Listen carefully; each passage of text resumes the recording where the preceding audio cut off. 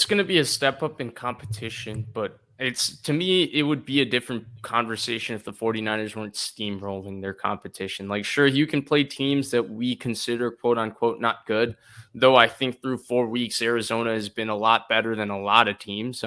They beat Dallas. I think the Rams are better than a lot of teams. I think a lot of us didn't expect the Rams to be so good. And then, yeah, the Giants suck. And Pittsburgh, I thought Pittsburgh would be better. I still think Pittsburgh's going to finish somewhat decent because that's just what they do under Mike Tomlin. The next time they have a losing season with Mike Tomlin will be the first time, but For sure. they suck right now. So you could argue that 2 of the games were somewhat against medium level competition and then 2 were against 2 terrible teams.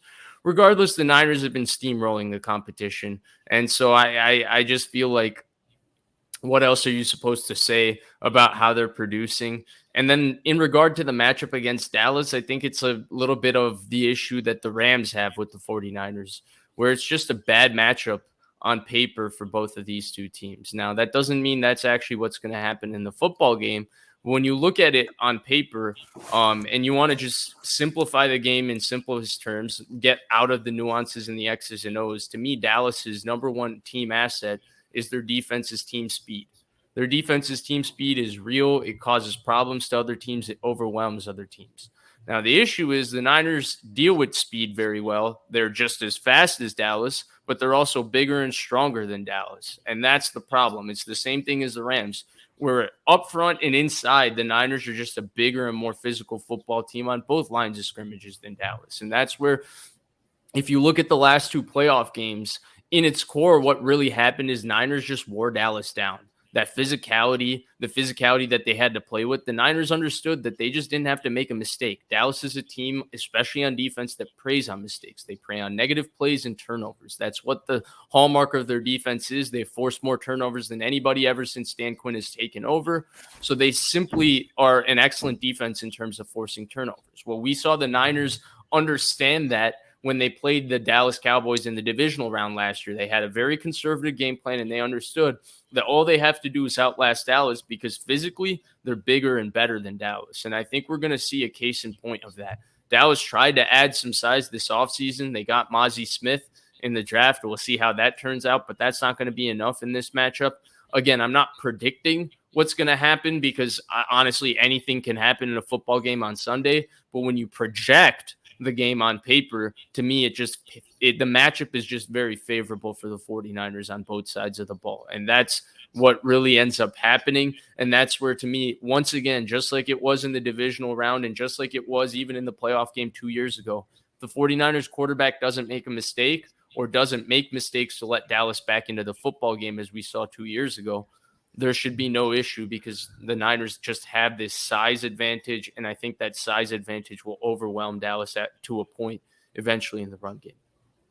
I definitely agree. I think the 49ers bring like a little bit more of a physical, maybe gritty style to their game. I think Dallas can be a little bit glitz and glam. They can. I feel like if Dallas can like come out and punch you right away, sometimes you've seen them be able to like really capitalize on that. You look at the Patriots game that just happened.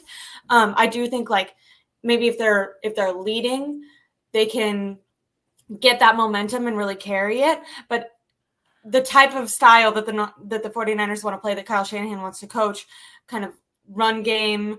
I think this game will have a lot more of those like short passes. Dallas has been not as it's been like bottom of the league at preventing yak, which is how you said it just comes off as a favorable matchup for the 49ers with how physical they will. Like, I don't think we've seen Dallas yet kind of get down, whether or not like in points or just in gritty in like back and forth situations, and then come back and win.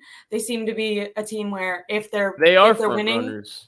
Yeah, they are front runners. Absolutely. We've seen the 49ers struggle and then like come back. I think that they almost kind of thrive in that. Sometimes I'm watching these games and I feel like they're so dominant, but then you look at the score and it's actually not as like big of a discrepancy as you would think. But then by the end of the game, at least this season, they're winning by like way more. It's almost like they kind of sometimes can let teams stick around, but then they don't really have a problem with shutting them down eventually, at least knock on wood so far. Where I think Dallas struggles a little bit more with that.